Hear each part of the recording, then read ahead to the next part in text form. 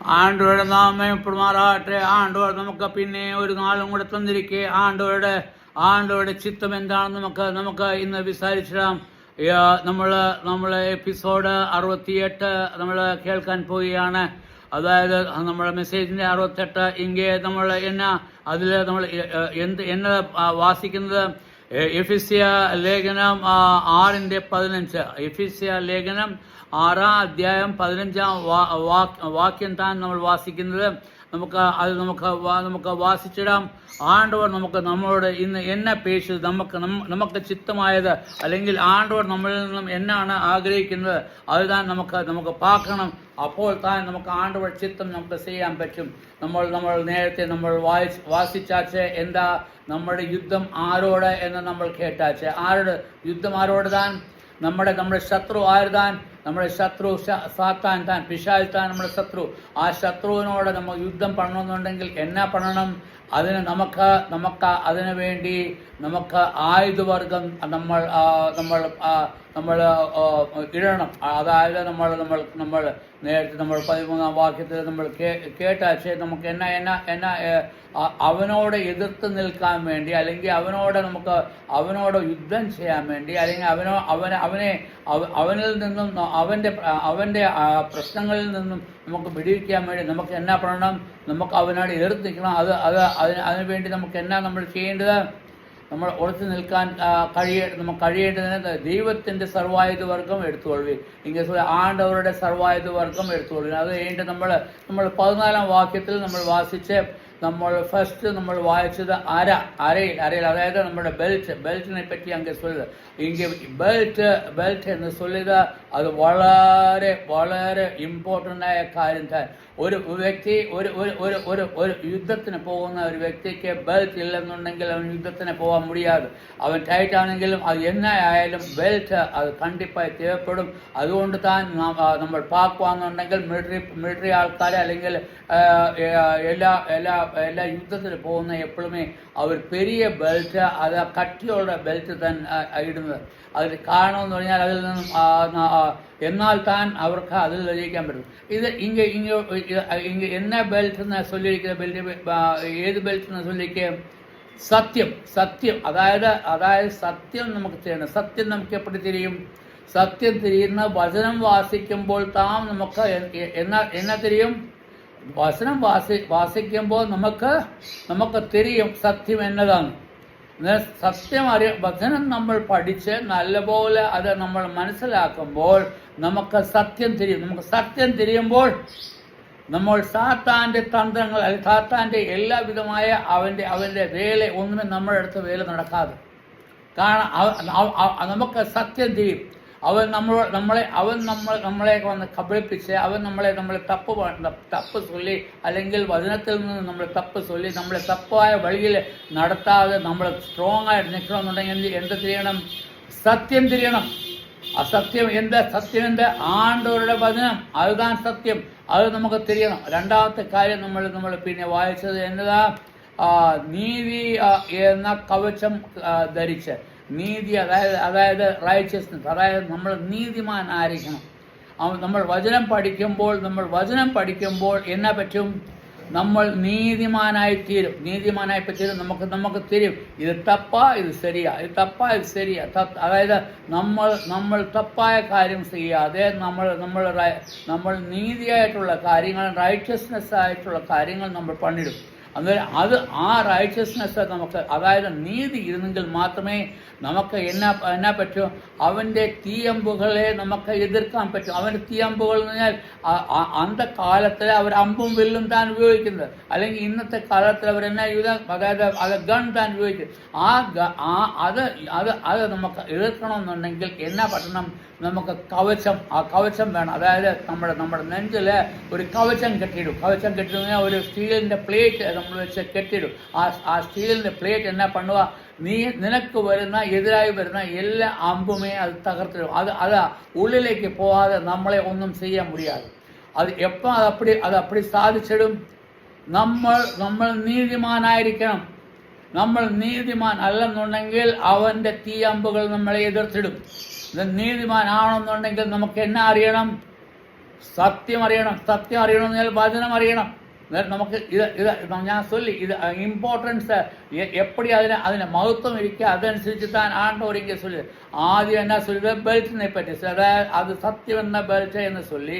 രണ്ടാമത് ചൊല്ലിയത് എന്നത് അവൻ്റെ റൈച്ചസ്നെസ്, അല്ലെങ്കിൽ നമ്മൾ വചനം പഠിക്കുമ്പോൾ അവനെപ്പറ്റി മുഴുവൻ ജ്ഞാനം നമുക്ക് கிடைக்கும். അന്നേരം നമ്മൾ എന്നാ പറ്റും, നമ്മൾ തപ്പായ കാര്യങ്ങൾ അൺറൈച്ചസ്നെസ് നമ്മൾ പണ്ണാതെ, തപ്പായ കാര്യങ്ങൾ പണ്ണാതെ, അന്നേരം നമുക്ക് അതായത് നമ്മൾ അതിന് നമുക്ക് എന്നാ பண்ணണം, ആ തപ്പ് വരാതിരിക്കാൻ വേണ്ടി അതായത് നമുക്ക് കവചം കെട്ടിയിടണം. അത് കവചം കിടക്കുമ്പോൾ നമ്മളെ തീ അമ്പ് അല്ലെങ്കിൽ ഏത് അമ്പ് വെച്ചാൽ നമുക്ക് എഗൻസ്റ്റ് വന്നാലേ, അല്ലെങ്കിൽ ഇന്നത്തെ കാലത്ത് നമ്മൾ തോക്ക് കൊണ്ട് ഗൺ കൊണ്ടുവന്ന് നമ്മളെ അറ്റാക്ക് പണിയാലും എന്നെ പറ്റത്തില്ല, അത് തട്ടിയെ പോയിടും. അത് നമുക്ക് റൈറ്റ്സസ്നെസ് ഇരിക്കുമ്പോൾ നമ്മുടെ ദേഹത്ത് വന്ന് തട്ടിയിട്ട് അത് திரும்பி போயிடும். അല്ലെങ്കിൽ അത് കീഴே വീണ്ടും. അത് നമ്മളെ ഒന്നുമേ ചെയ്യാൻ മുടിയാതെ. നമുക്ക് റൈറ്റ്സസ്നെസ് അല്ലെങ്കിൽ ദൈവത്തിൻ്റെ നീതി നമുക്ക് തിരിയണം. അത് ദൈവത്തിൻ്റെ ആണ്ടവരുടെ നീതി നമുക്ക് തിരിയാതെ നമുക്ക് എന്നാ പറ്റും, നമുക്ക് ജീവിക്കാൻ പറ്റും. അതായത് കടവുള്ള നീതി നമുക്ക് തിരിയണമെന്ന് ரொம்ப ആവശ്യം. അതായത് നീതി ഇല്ലാതെ നമുക്ക് പിശാചിനോട് നമുക്ക് യുദ്ധം പണ്ണ മുടിയാതെ. നമ്മൾ വായിച്ചു സത്യം നമുക്ക് തിരിയണം. രണ്ടാമത്തെ നമ്മൾ എന്നാ വെച്ചാൽ നീതി, അത് കവചം പോലെ താൻ, അതുകൊണ്ട് നീതി നമുക്ക് തിരിയണം. എന്നാൽ ഇന്ന് 15-ാം വാക്യത്തിൽ നമുക്ക് എന്നാ ഇതിനെ ചൊല്ലുന്നത്, സമാധാന സുവിശേഷത്തിനായുള്ള ഒരുക്കം കാലിന് ചെരുപ്പാക്കിയും. അത് കഴിഞ്ഞിട്ട് നമ്മൾ പിന്നെ മൂന്നാമത്തെ കാര്യം എന്നാ ശ്രീമാ, ചെരുപ്പ് വേണം. നിനക്ക് ചെരുപ്പില്ലെങ്കിൽ, നിനക്ക് ഷൂ ഇല്ലെങ്കിൽ, നിനക്ക് ബൂട്ട് ഇല്ലെങ്കിൽ എന്നാ പറ്റും, നിനക്ക് നടക്കാൻ മുടിയാതെ. അല്ലെങ്കിൽ നീ കുഴഞ്ഞു വീണിടും, അല്ലെങ്കിൽ നിന്റെ കാലെ മുള്ളു കൊണ്ടിടും, അല്ലെങ്കിൽ എന്തെങ്കിലും പാമ്പോ അല്ലെങ്കിൽ എന്തെങ്കിലും മൃഗമോ എല്ലാം നമ്മളെ കടിച്ചു കാണാം. നമ്മൾ കാല് എங்கே പോവുക, ഈ ലോകത്തിൽ നടക്കുക. അതേ ലോകത്തിൽ നടക്കുന്ന കാര്യം നമ്മുടെ കൈ കൊണ്ട് നടക്കാതെ നമ്മൾ എപ്പടി നടക്കുക, കാലുകൊണ്ട് നടക്കുക.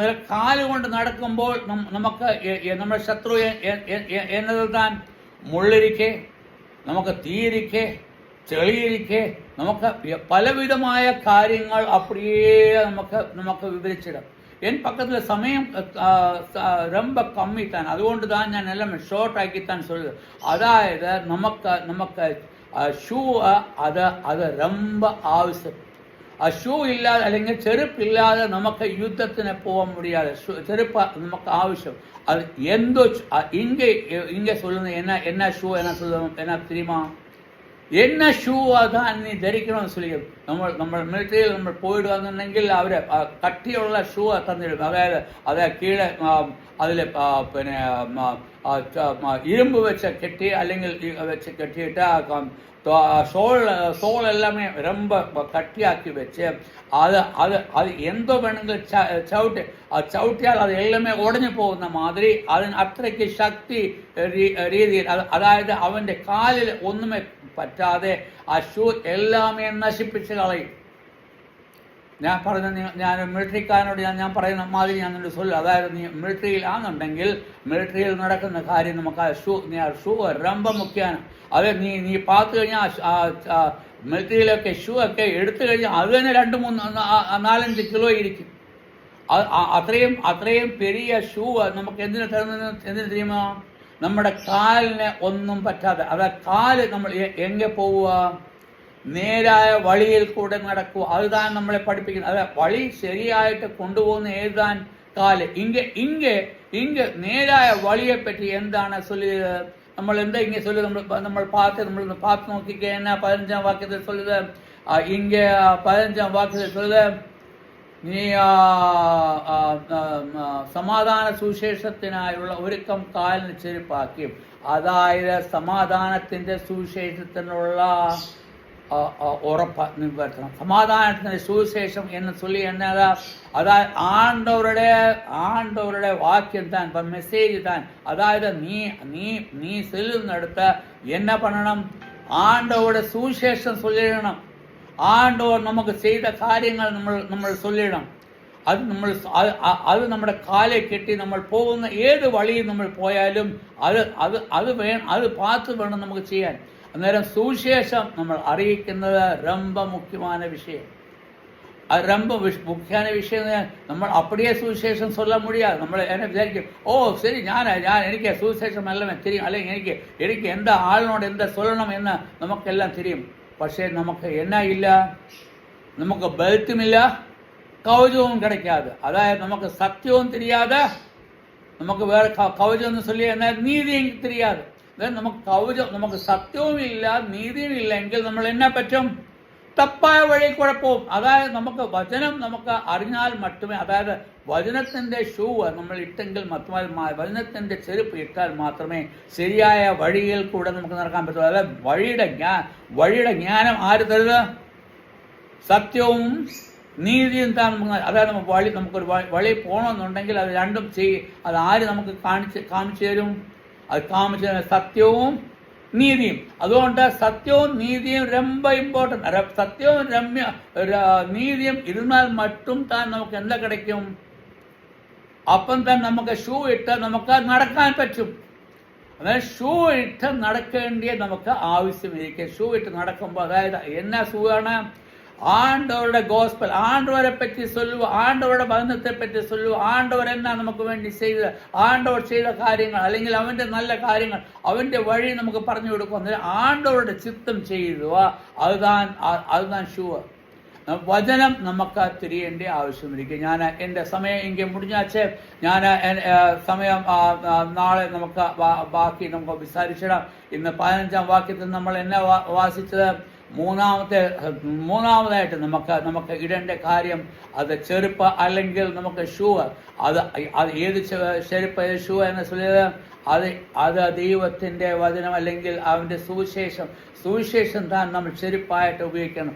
അതില്ലാതെ നമുക്ക് നടക്കാൻ മുടിയാതെ.